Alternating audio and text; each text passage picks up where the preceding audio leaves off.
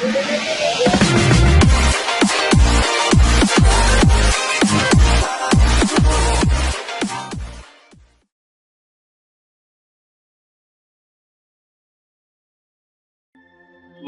صحرا series season 1 پراسرار وجود قسط نمبر 34۔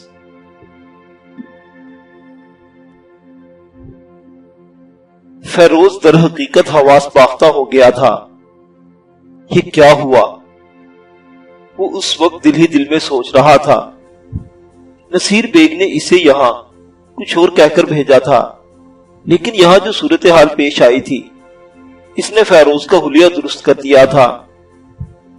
اصل میں نادانستگی میں مارا گیا تھا، ورنہ اتنا چوہا بھی نہیں تھا۔ اور اب وہ خونخوار عورت جو بے دریغ چابک برساتی ہے اس پر مسلط تھی۔ وہ سوچ رہا تھا کہ اسے کیا کرنا چاہیے۔ کیا نصیر بیگ کے بارے میں تفصیلات بتا دے؟ کیا کرے کیا نہ کرے؟ بڑی پریشانی کے عالم میں تھا۔ یہ بھی سوچ رہا تھا کہ ہو سکتا ہے نصیر بیگ کی چال ہو۔ نصیر بیگ جرائم پیشہ آدمی تھا، بے حد خطرناک، یہاں تک کہ قتل جیسے جرم سے بھی اس نے دریغ نہیں کیا تھا۔ لیکن فیروز اس کے ایک جرم کا گواہ بن گیا تھا، اور پھر نہایت ذہانت سے وہ نصیر بیگ کو بلیک میل کر کے بڑی بڑی رقمیں وصول کرتا رہا تھا۔ لیکن جانتا تھا کہ نصیر بیگ نرم چارہ نہیں ہے، جب بھی کبھی اس کا داؤ لگا وہ فیروز کو چت کر دے گا، اور غالباً اس بار وہ اپنا کام کر گیا ہے۔ ادھر فیروز ان سوچوں میں گم تھا، اور ادھر عالم آرا معمول کے مطابق وقت گزار رہی تھی۔ اس کی کیفیت بے حد خراب تھی۔ دیوان سرکار بھی اسے سنبھالنے میں ناکام رہا تھا۔ بس ایک عجیب سی وحشت اس پر سوار رہتی تھی۔ بعد میں دیوان سرکار نے اسے سمجھایا، میڈم، در حقیقت نادانستگی میں ہم ایک جرم کا شکار ہو رہے ہیں۔ کبھی بھی شخص کو حبس بیجا میں رکھنا بہت بڑا جرم ہے۔ بہرحال ہم اسے قتل تو نہیں کر سکتے، کیونکہ اس نے ہمیں کوئی نقصان نہیں پہنچایا۔ وہ اپنے قول کے مطابق کسی کا پیغام لے کر یہاں آیا ہے۔ اب یہ تو کنور مہتاب علی ہی طے کر سکتے ہیں کہ اس پیغام کی نوعیت کیا ہے۔ میں خاصی پریشانیوں کا شکار ہوں، اور یہ سوچ رہا ہوں کہ کہیں ہمارا یہ عمل ہمارے لیے مشکل نہ بن جائے۔ میں دیوانی ہو گئی ہوں دیوان سرکار، پاگل ہو گئی ہوں میں، اور تم سے کہہ چکی ہوں کہ میرا سٹیمنا اب ختم ہوتا جا رہا ہے۔ میں ذہنی طور پر پھٹنے والی ہوں، قتل بھی کر سکتی ہوں اسے۔ کچھ سمجھ میں آتا ہے؟ کیا کروں کیا نہ کروں؟ میڈم، خود کو سنبھالیے، براہ کرم خود کو سنبھالیے۔ دیوان سرکار اسے بہت دیر تک سمجھاتا رہا۔ پھر یہ شاید فیروز کی خوش قسمتی ہی تھی کہ اسی رات کنور مہتاب علی اپنے مخصوص انداز میں پھر نمودار ہوا۔ اس وقت تمام لوگ آرام کی نیند سو رہے تھے۔ عالم آرا بھی اپنی خوابگاہ میں تھی۔ بچیوں سے اب اس کے تعلقات زیادہ اچھے نہیں رہے تھے۔ کنور مہتاب علی نے دروازہ بجایا تھا، اور عالم آرا چونک کر خود ہی اٹھائی۔ دروازہ کھول کر اس نے کنور مہتاب علی کو دیکھا، اور اس کے چہرے پر شدید غصے کے تاثرات پھیل گئے۔ مہتاب علی دروازہ کھول کر اندر داخل ہو گیا تھا۔ کہو کیسی ہو؟ اس نے سوال کیا، لیکن عالم آرا نے کوئی جواب نہیں دیا۔ مہتاب علی نے دروازہ بند کر دیا اور بولا، کیا یہ بہتر نہیں ہوگا کہ ہم لوگ کسی محفوظ جگہ بیٹھ کر بات چیت کریں؟ یہ تمہاری کوٹھی ہے مہتاب علی، یہاں تم نے زندگی کا طویل وقت گزارا ہے۔ کیا یہ جگہ محفوظ نہیں رہی؟ اور اگر یہ محفوظ جگہ نہیں تو کیا تم نے ہمیں ایک غیر محفوظ جگہ چھوڑ کر خود غرضی کا ثبوت نہیں دیا؟ میں جانتا ہوں عالم آرا، پچھلی بار بھی جب تم سے ملاقات ہوئی تھی تو تم نے بہت معذرت کی تھی، عالم آرا، میری زندگی کو خطرہ ہے، اگر میں کھلم کھلا یہاں سے جاؤں تو ہو سکتا ہے کسی طرف سے چلنے والی گولی مجھے چاٹ لے، پھر یہ بھی ہو سکتا ہے کہ کچھ لوگ یہاں آ جائیں اور مجھے اغوا کر کے لے جائیں۔ کنور مہتاب علی، ساری باتیں مانتی ہوں، لیکن کیا یہ ممکن نہیں کہ تم ہمیں اپنے راز میں شریک کر لو؟ بات اصل میں ایسی ہے کہ اگر میں تمہیں اس کے بارے میں تفصیلات بتاؤں گا تو عالم آرا تم اسے صرف ایک کہانی سمجھو گی۔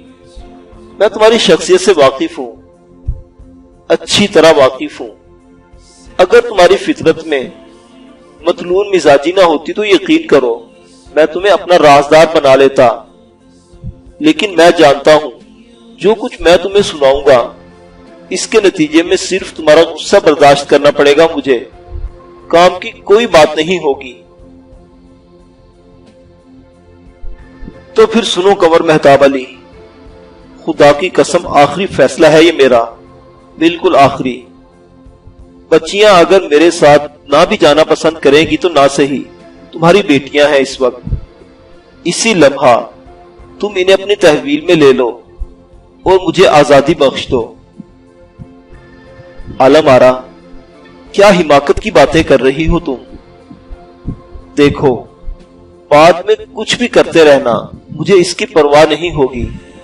اس وقت جو کچھ میں کہہ رہی ہوں اسے نظر انداز کرنا یا نہ کرنا تمہاری ذمہ داری ہے۔ میں آخری بات تمہارا انتظار کر رہی تھی تاکہ تمہیں بتانے کے بعد کوئی قدم اٹھاؤں۔ میں اب یہاں نہیں رہنا چاہتی۔ ان حالات میں میرے لیے تمہارے ساتھ گزارا کرنا ایک ناممکن عمل ہے۔ اوفو، ٹھیک ہے، جب اپنے ہی برائی پر آمادہ ہو جائے تو انسان کیا کر سکتا ہے؟ اچھا یوں کرو، دیوان سرکار کو بلاؤ۔ ہاں، وہ تم سے ملنا چاہتا ہے، جاؤ بلا لو اسے۔ میں بزدل آدمی نہیں ہوں، تم لوگوں کی ہی طرح جینا چاہتا تھا، اور پھر جو کچھ بھی ہوا وہ ایک انوکھی داستان ہے۔ یہ نہ سمجھنا کہ میں کوئی جرم کر بیٹھا ہوں۔ یقین کرو میں مجرم نہیں ہوں، لیکن حالات ایسے ہیں کہ میں پولیس سے بھی مدد نہیں لے سکتا، میں خود پولیس کے جال میں پھنس جاؤں گا۔ کوئی ایسی بات بھی نہیں جسے سنجیدگی سے سنا جائے، یا تو مجھے خطبی قرار دے دیا جائے گا یا پھر لوگ ہنس کر ٹال جائیں گے۔ اچھا خیر چھوڑو، دیوان سرکار کو بلا لاؤ، ٹیلی فون اٹھاؤ، میں خود اسے فون کرتا ہوں۔ عالم آرا نے خاموشی سے اسے دیکھا، پھر بولی، ایک شخص آیا ہے یہاں، فیروز نام بتاتا ہے اپنا۔ آیا ہے سے کیا مراد ہے؟ موجود ہے یہاں؟ ہاں۔ کنور مہتاب علی اچھل کر کھڑا ہو گیا۔ ہاں وہ یہاں موجود ہے۔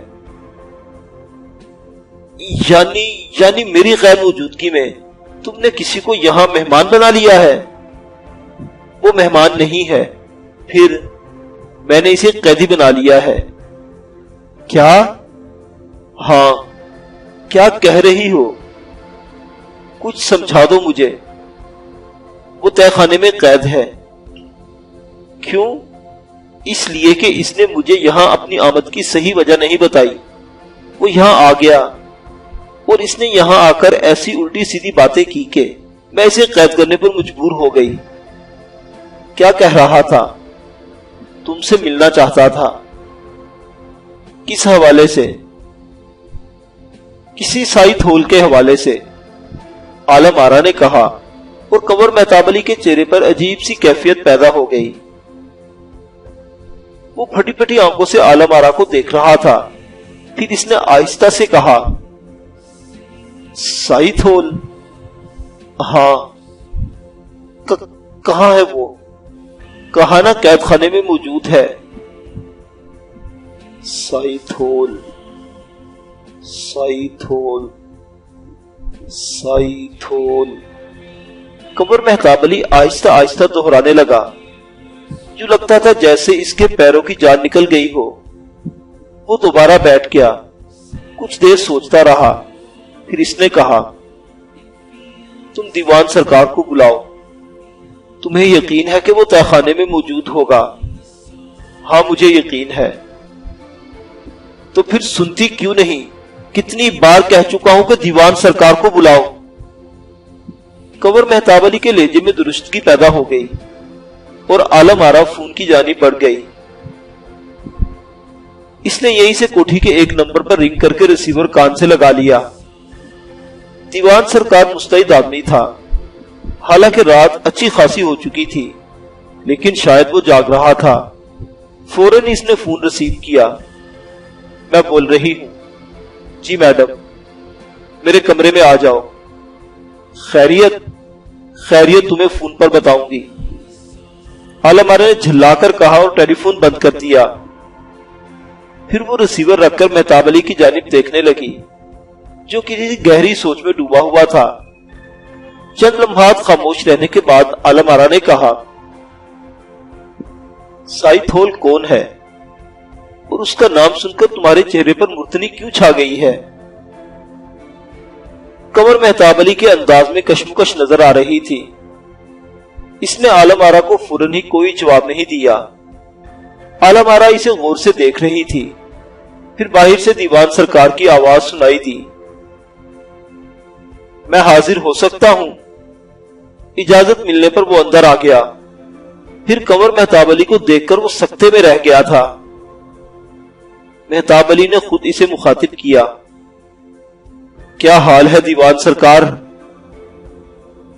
یہی کہہ سکتا ہوں کہ ٹھیک ہوں، دیوان سرکار نے جواب دیا۔ اور کنور مہتاب علی نے پوچھا، اکتا گئے ہو؟ نہیں، لیکن اعتماد سے محروم ہو گیا ہوں۔ ارے نہیں، ایسی بات نہیں، اسے وفاداری کہہ لے یا انسانی کمزوری۔ ایک طویل وقت گزارنے کے بعد انسان اپنی اوقات بھول جاتا ہے، اور جہاں جن لوگوں کے درمیان رہتا ہے انہی کے دکھ درد میں اسی طرح شریک ہو جاتا ہے کہ ان کے تردد کو اپنے دل میں، ان کی مشکل کو اپنے سینے میں محسوس کرتا ہے۔ کنور صاحب، میری کچھ ذمہ داریاں مخصوص ہیں، مجھے ان کی ادائیگی کرنا ہوتی ہے، اس کا معاوضہ ملتا ہے مجھے۔ اصولی طور پر مجھے اپنے کام سے کام رکھنا چاہیے، لیکن نہیں رکھ پاتا۔ میڈم ان دنوں جس قدر پریشان رہی ہیں، بس اگر آپ یقین کرنا پسند فرمائیں تو یقین کر لیجئے، میں بھی اتنا ہی پریشان ہوں۔ اعتماد نہیں کھو بیٹھا کنور صاحب، نہ واقفیت کا شکار ہوں۔ کنور مہتاب علی نے عجیب انداز میں گردن ہلائی، پھر بولا، ہوتا ہے، بعض اوقات ایسا ہوتا ہے کہ تقدیر چاروں طرف سے گھیر لیتی ہے، اور کسی بے گناہ شخص کو بھی یہ اعتراف کرنا پڑتا ہے کہ وہ گناہگار ہے، سب کا مجرم ہے۔ بہرحال میں ابھی تم لوگوں کو اس کہانی میں شریک کرنے کی پوزیشن میں نہیں ہوں۔ برا مانتے ہو تو مان لو، خاص طور سے میں عالم آرا سے کہہ رہا ہوں۔ چلو، میں تم سے دور نہیں رہتا، یہی مقیم ہو جاتا ہوں۔ پوشیدہ رہ کر خطرات کا مقابلہ کرنا زیادہ آسان تھا، اب ذرا مشکل پیش آ جائے گی، لیکن کوئی حرج نہیں، دیکھتے ہیں کیا گزرتی ہے۔ ٹھیک ہے دیوان سرکار، اب ذرا اس شخص کے بارے میں بتاؤ جسے تم لوگوں نے حب سے بھیجا میں رکھا ہوا ہے۔ میڈم سے یہی کہتا رہا ہوں کہ کہیں کسی اور مشکل کا شکار نہ ہو جائے ہم۔ ٹھیک ہے، میں اس سے مل لیتا ہوں، تم لوگوں کی ذمہ داری ختم، میں یہاں موجود ہوں، کل سے یہی رہوں گا اور خود حالات کا مقابلہ کروں گا۔ عالم آرا سرد نگاہوں سے کنور مہتاب علی کو دیکھ رہی تھی، پھر اس نے کہا، اور یہ ممکن نہیں ہے کہ ہمیں حقیقت بتا دی جائے؟ نہیں، کنور مہتاب علی کی آواز میں غراہٹ پیدا ہو گئی۔ گھر کے لیے وہ ایک نرم، خوش مزاج، مشفق آدمی تھا، لیکن باہر کی دنیا میں کیا تھا، کم از کم گھر والوں کو اس کا تجربہ کبھی نہیں ہوا تھا۔ لیکن اس وقت اس کے لہجے کی غراہٹ بتا رہی تھی کہ وہ اپنی اس شخصیت کے پیچھے اور بھی بہت کچھ ہے۔ خود عالم آرا اس کے لہجے پر حیران رہ گئی تھی۔